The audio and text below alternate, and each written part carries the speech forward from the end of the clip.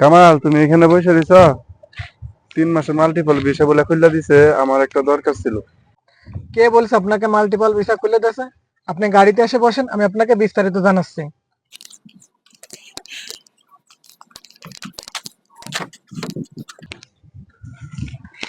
দেখাও।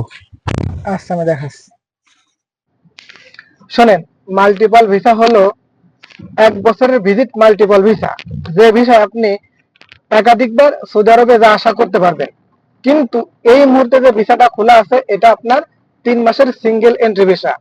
আপনি যদি আপনার ফ্যামিলিরে যদি এখানে নিয়ে আসেন, তাহলে 3 মাস সময় পাবেন। আর যদি সৌদি সরকার গতবারের মতো যদি সুযোগ দেয়, তাহলে অ্যাপসের মাধ্যমে মেয়াদ বাড়াতে পারবেন। যদিও এখনো নতুন বিষয় কেউ ঢোকেনি, এটা পরবর্তীতে জানা যাবে।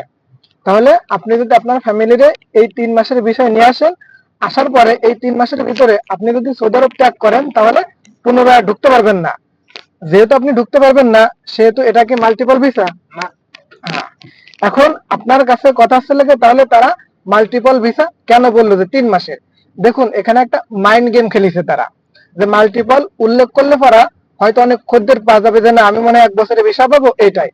অথচ এখনো জিয়ারা ভিসার মাল্টিপল ভিসা কিন্তু খুলিনি। 3 মাসের সিঙ্গেল এন্ট্রি ভিসা আছে।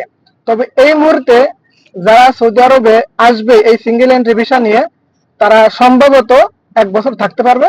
3 মাস মেয়াদ বাড়ায় 1 বছর থাকতে পারবে। তাহলে বুঝেছেন? ঠিক আছে।